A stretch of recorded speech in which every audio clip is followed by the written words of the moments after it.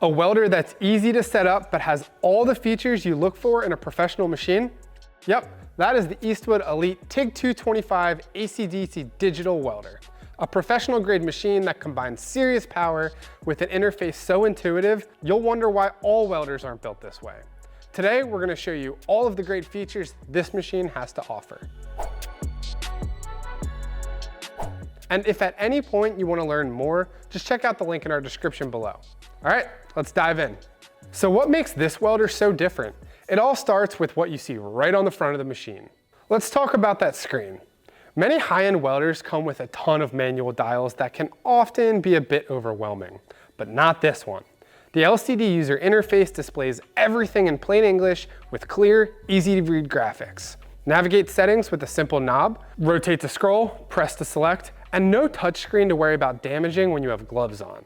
Just straightforward, intuitive control at your fingertips. And if you accidentally scroll away from a setting, don't worry, after 10 seconds of no activity, this machine automatically returns to the peak amp setting. Before we dive into setup, let's see what comes with your Elite 225.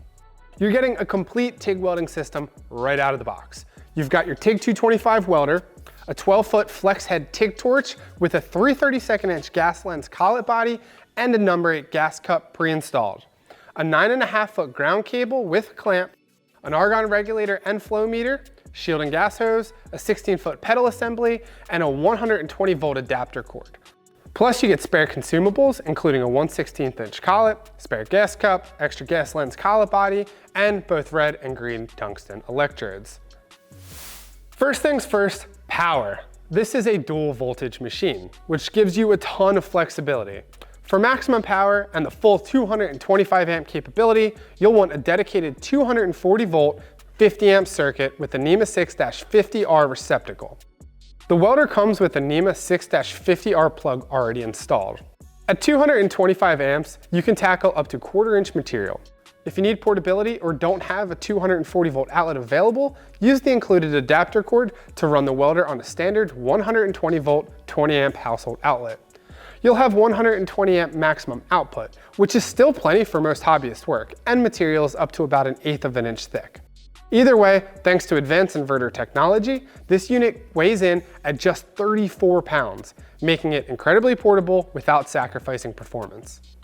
If you need an extension cord, we recommend using the heavy-duty welder extension cords, like this one here. Standard extension cords aren't rated for welding equipment and can cause a voltage drop or even become a fire hazard. Once you're plugged in, flip the power switch on the rear panel to the on position. When you first turn on the welder, you'll see a brief loading screen, and then it'll load the last mode and setting that you used. Press the return button to go back to the main process selection screen. Here you can choose between DC stick, AC stick, DC TIG, AC TIG, and your preset slots. The highlighted process shows up enlarged and bright white in the center. To select it, press the navigation knob. The welder comes with 5 programmable preset slots. The first 2 are pre-configured from the factory, one for DC TIG and one for AC TIG, both set up for welding 1/8 inch material with the foot pedal at 100 and 120 amps respectively.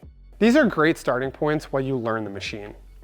Once you've dialed in settings you like, you can save them. Just scroll down to the Save to Preset at the bottom right of the settings screen. Press the knob and select which slot you want to save. It'll be overwritten without asking, so just be aware of that. Let's set up for DC TIG welding. This is what you'll use for steel and stainless steel. Select DC TIG from the main menu. First, you'll choose your trigger mode. You've got 3 options. 2T mode is normal operation. Press and hold the trigger, the arc starts and continues until you release it. 4T mode is like cruise control. Press and hold the trigger until the arc starts, then release. The arc keeps going until you press the trigger again. Lastly, foot pedal mode. This enables the variable amperage control using the included foot pedal, which is one of the most powerful features of this machine. Let's select foot pedal mode and dive into the parameters. The first adjustable setting is pre-flow. This is how long the gas flows before the arc starts, 0.1 to 1 second. Start with 0.5 seconds. This ensures your weld area is fully shielded before the arc ignites, preventing contamination and tungsten burnout. To change any parameter, scroll to it until the text turns blue. Press the knob and the value turns blue. Now you can rotate it to adjust it. Press to confirm. Next up is start amps. This is the amperage the arc begins at and can range from 5 to 225 on 240 volts. Set this around 30 amps for most applications. You'll ramp up from here to peak amps. The next setting you'll see is upslope. This is the ramp time from start amps to peak amps, between 0 and 15 seconds. For most work, set this to 0 or 1 second. Longer slopes are useful for materials that are crack sensitive or when you'll need a gentle buildup of heat. We covered start amps, now let's cover peak amps. This is your main welding amperage. A good rule of thumb to know is 1 amp per 0.001 inches of material thickness. So for 1/8 inch thick steel, start around 125 amps. Peak amps is what you'll adjust most often. Now here's where it gets interesting. Pulse welding is a game changer for thin material and controlling heat input. When pulsing, on peak time sets the percentage of time you're at peak amps versus base amps. At 60%, you'll spend 60% of the cycle at peak amps and 40% at the base amps. Start with this at around 50%. Pulse frequency is how fast the welder pulses, 0.5 to 200 hertz or off. You'll get 1 complete pulse cycle per second, and you'll actually see and hear the arc pulsing. At 10 hertz and higher, it becomes much smoother. Start with it off until you're comfortable, then experiment. Typical useful ranges are 1 to 5 hertz for visible pulsing or 50 to 150 hertz for smoother operation. Next up is base amps. This is your low amperage setting during pulse as a percentage of peak amps, which falls between 5 and 95%. Set this to 70% to start.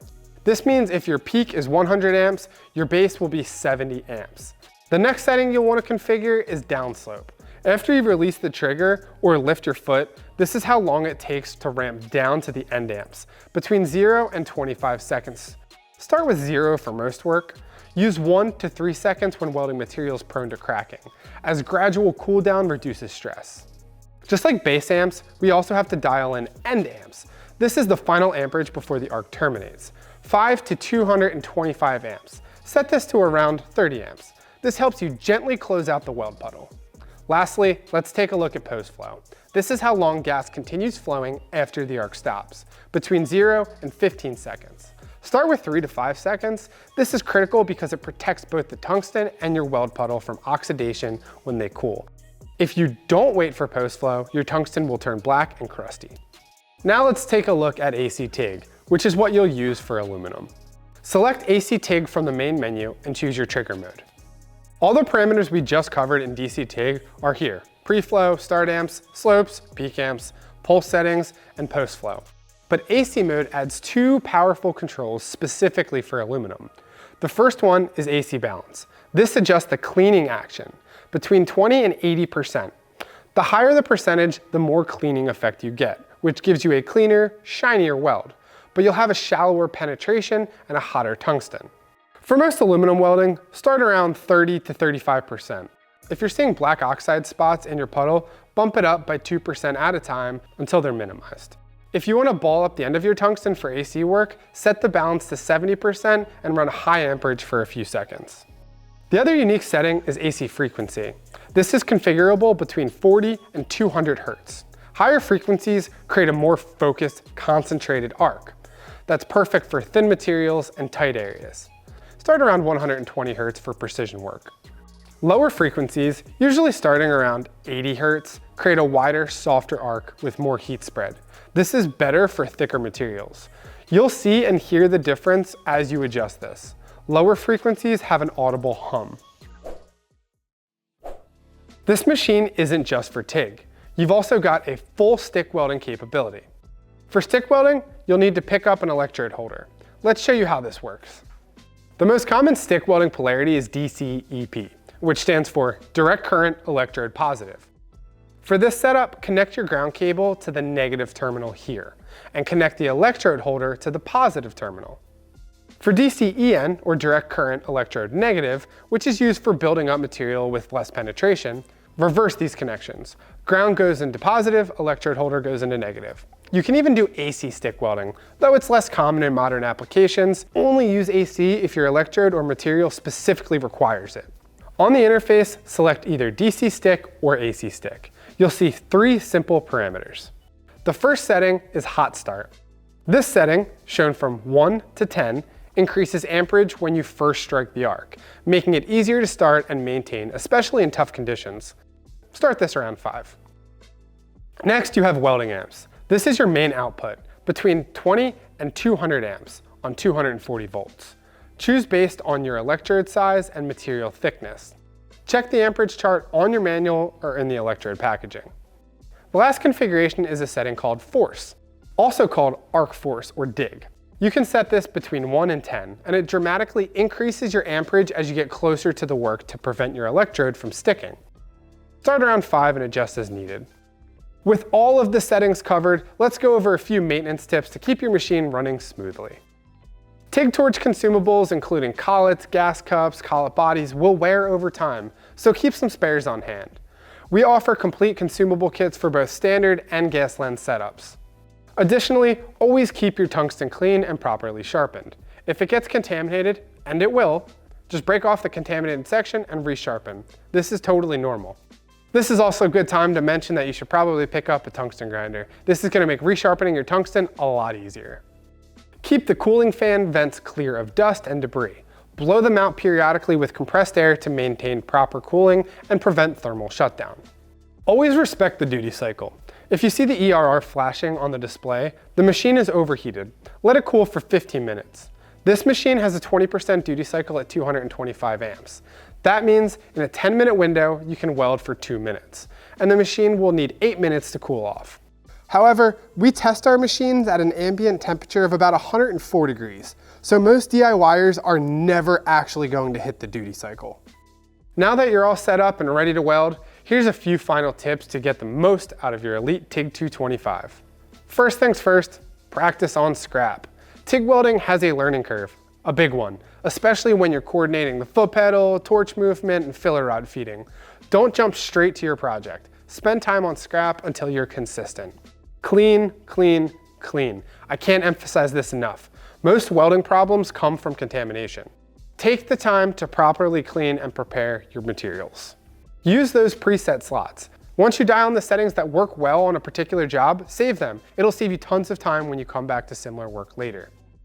And don't be afraid to experiment with pulse welding. It's incredibly useful for preventing warpage on thin materials and managing heat on dissimilar thicknesses. And remember, Eastwood offers free lifetime tech support. If you hit a wall or have any questions, the team is here to help. Plus, this machine is backed by a 3-year warranty. Whether you're a seasoned welder looking for a capable home machine, or an ambitious hobbyist ready to master TIG welding, or a fabricator who needs professional results without the industrial price tag, the Elite TIG 225 delivers. Head to eastwood.com and grab one for yourself.